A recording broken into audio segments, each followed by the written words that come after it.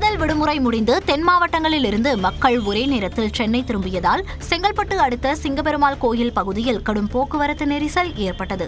ஆயிரக்கணக்கான கார், பேருந்து மற்றும் இருசக்கர வாகனங்கள் அணிவகுத்ததால் திருச்சி சென்னை தேசிய நெடுஞ்சாலை 1 மணி நேரத்திற்கும் மேலாக ஸ்தம்பித்தது. ஜிஎஸ்டி சாலையில் ஏற்பட்ட நெரிசலை சீர் செய்ய காவல்துறையினர் மற்றும் போக்குவரத்து பிரிவினர் தீவிரமாக ஈடுபட்டனர்.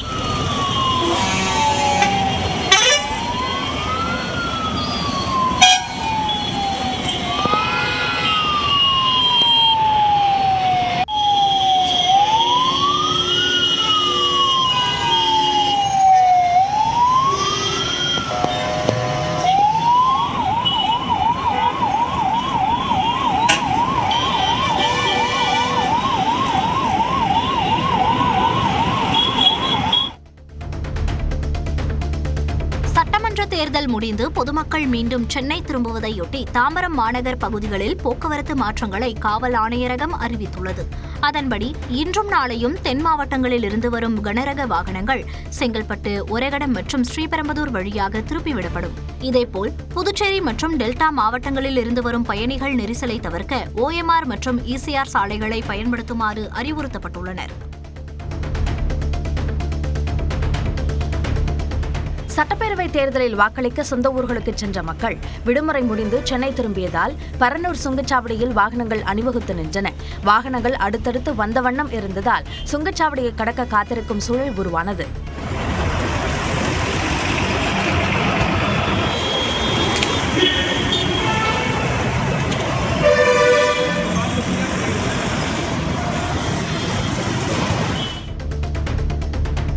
தேர்தல் மற்றும் விடுமுறை முடிந்து தென் மாவட்டங்களிலிருந்து சென்னை திரும்பும் வாகனங்களால் விக்கிரவாண்டி சுங்கச்சாவடியில் போக்குவரத்து நெரிசல் அதிகரித்து காணப்பட்டது. வாகன நெரிசலை குறைக்க வழக்கமான 6 வழிகளுக்கு பதிலாக கூடுதலாக 2 வழிகள் திறக்கப்பட்டு மொத்தம் 8 வழிகளில் வாகனங்கள் அனுமதிக்கப்பட்டன. நேற்று மதியம் 2 மணி முதல் மாலை 5 மணி வரையிலான 3 மணி நேரத்தில் மட்டும் 11,050 வாகனங்கள் சுங்கச்சாவடியை கடந்ததாக சுங்கச்சாவடி ஊழியர்கள் கூறினர்.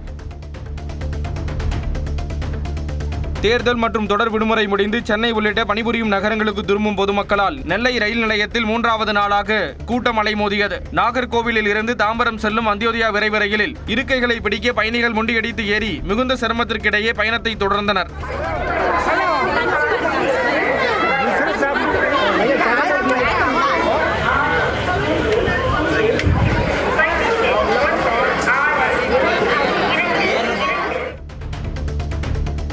நாமக்கல் மண்டலத்தில் முட்டை கொள்முதல் விலை 10 காசுகள் அதிகரித்து ₹5.20 நிர்ணயம் செய்யப்பட்டுள்ளது. நாமக்கல்லில் நடைபெற்ற தேசிய முட்டை ஒருங்கிணைப்பு குழு கூட்டத்தில் முட்டை விலை ஒரே நாளில் 10 காசுகள் உயர்த்தப்பட்டது. கடந்த 15 நாட்களில் மட்டும் முட்டை விலை ₹1.10 உயர்ந்துள்ளது குறிப்பிடத்தக்கது. கோடை வெயில் காரணமாக முட்டை உற்பத்தி குறைந்துள்ளதாலும் பிற மண்டலங்களில் தேவை அதிகரித்துள்ளதாலும் இந்த விலை உயர்வு ஏற்பட்டுள்ளதாக பண்ணையாளர்கள் தெரிவித்துள்ளனர். சென்னை அடுத்த வண்டலூர் உயிரியல் பூங்காவில் உள்ள யானை கோடை வெயிலை சமாளிக்கும் வகையில் ஷவரில் குளியல் போட்டது. இந்த பூங்காவில் சுமார் 2000க்கும் மேற்பட்ட விலங்குகள், பறவைகள் பராமரிக்கப்படுகின்றன. இந்த விலங்குகளுக்கு குளிர்ச்சி தரும் உணவுகள், கூடுதல் தண்ணீர் வசதிகள் செய்யப்பட்டுள்ளன. பறவைகளின் கூண்டுகளில் சணல் மூடைகள் வைத்து தண்ணீர் தெளிக்கப்படுகிறது. இதனிடையே கோடை விடுமுறை காரணமாக ஏராளமான சுற்றுலா பயணிகள் பூங்காவுக்கு வந்து விலங்குகளை பார்த்து ரசிக்கின்றனர். நெல்லை மாவட்டம் அம்பாசமுத்திரம், விகேபுரம், கல்லிடைக்குறிச்சி மற்றும் அதன் சுற்றுவட்டார பகுதிகளில் இடி மின்னலுடன் மழை பெய்தது. கடந்த சில நாட்களாக வாட்டி வதைத்த கோடை வெயிலால் அவதிப்பட்டு வந்த பொதுமக்களுக்கு இந்த திடீர் மழை பெரும் நிம்மதியை அளித்தது. சுமார் 1 மணி நேரத்திற்கு மேலாக நீடித்த இந்த மழையினால் சாலைகளில் தண்ணீர் பெருக்கெடுத்தது. நீண்ட நாட்களுக்கு பிறகு வெப்பம் தணிந்து குளிர்ச்சியான சூழல் நிலவியதால் பொதுமக்கள் மகிழ்ச்சி அடைந்தனர்.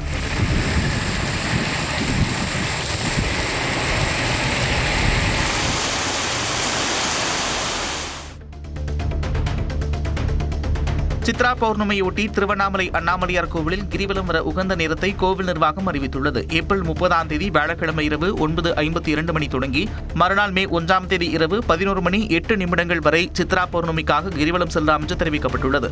அன்றைய தினம் பல்வேறு மாவட்டங்கள், மாநிலங்களில் இருந்து லட்சக்கணக்கான பக்தர்கள் திருவண்ணாமலைக்கு வருவார்கள் என்று எதிர்பார்க்கப்படுகிறது.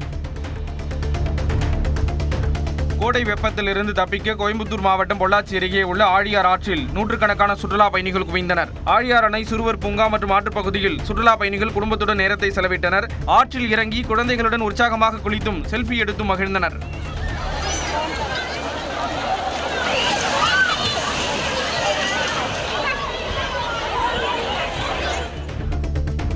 குமரி மாவட்டத்தின் குற்றாலம் என்று அழைக்கப்படும் திருப்பரப்பு அருவியில் கோடை விடுமுறை மற்றும் ஞாயிற்றுக்கிழமையை முன்னிட்டு சுற்றுலா பயணிகளின் கூட்டம் அலைமோதியது. வெயிலின் தாக்கம் அதிகமாக இருப்பதால் அருவியில் கொட்டும் மிதமான தண்ணீரில் பயணிகள் நீண்ட வரிசையில் நின்று உற்சாகமாக நீராடினர். அருவி அருகே உள்ள நீச்சல் குளத்திலும் சிறுவர்கள் முதல் பெரியவர்கள் வரை குடும்பத்துடன் குளித்து மகிழ்ந்தனர். இருப்பினும் கோதையாற்றில் படகு சவாரி நிறுத்தப்பட்டிருப்பதால் சுற்றுலா பயணிகள் ஏமாற்றத்துடன் திரும்பி சென்றனர்.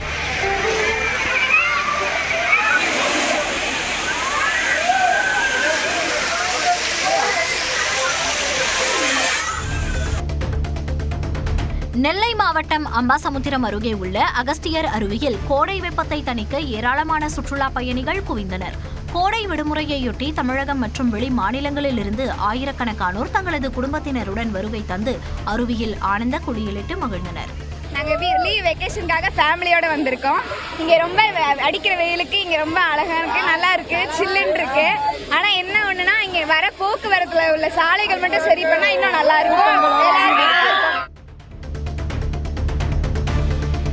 திருச்சி மலைக்கோட்டை தாயுமான சுவாமி கோயிலில் சித்திரை திருவிழாவின் முக்கிய நிகழ்வான திருக்கல்யாண வைபவம் நூற்றுக்கால் மண்டபத்தில் விமர்சையாக நடைபெற்றது.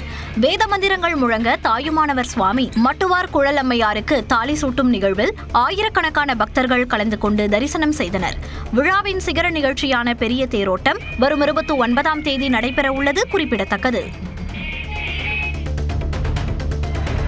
நெல்லை மாவட்டம் வள்ளியூரில் உள்ள சுப்பிரமணிய சுவாமி கோவில் சித்திரை தேரோட்ட திருவிழா விமர்சையாக நடைபெற்றது. கடந்த 18ஆம் தேதி கொடியேற்றத்துடன் விழா தொடங்கி தினமும் சுவாமி அம்பாளுக்கு சிறப்பு அபிஷேகங்கள் மற்றும் வாகனங்களின் வீதி உலா நடைபெற்றன.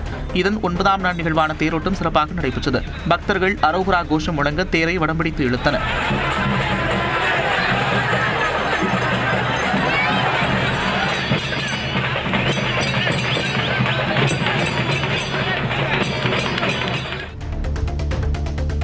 நாகை மாவட்டம் வேதாரண்யம் பகுதியில் வெயிலின் தாக்கம் அதிகரித்திருப்பதால் உப்பு உற்பத்தி வேகம் பெற்றுள்ளது.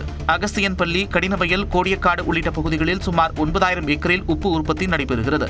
நூற்றுக்கணக்கான தொழிலாளர்கள் அதிகாலை முதலே உப்பு சேகரிக்கும் பணியில் தீவிரமாக ஈடுபடுகின்றனர். தற்போது 1 டன் உப்பு 1000 முதல் 1500 ரூபாய் வரை விற்பனை செய்யப்படுகிறது.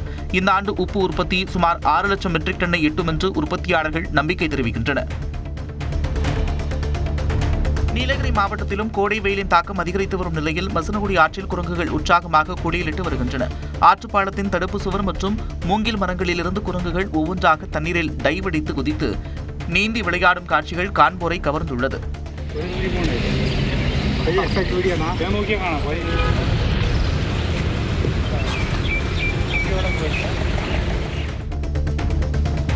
திருவாரூரில் உள்ள தங்கமுத்து மாரியம்மன் கோயிலில் சித்திரை திருவிழாவை முன்னிட்டு காவடி எடுத்தல் நிகழ்ச்சி விமர்சையாக நடைபெற்றது. தங்கமுத்து மாரியம்மன் கோயிலில் சித்திரை திருவிழா கடந்த வெள்ளிக்கிழமை கொடியேற்றத்துடன் தொடங்கியது. திருவிழாவை முன்னிட்டு நடைபெற்ற காவடி எடுத்தல் நிகழ்ச்சியில் 100க்கும் மேற்பட்ட பக்தர்கள் அலகு குத்திக் கொண்டும் செடல் காவடி எடுத்தும் முக்கிய வீதிகள் வழியாக ஊர்வலமாக சென்றனர்.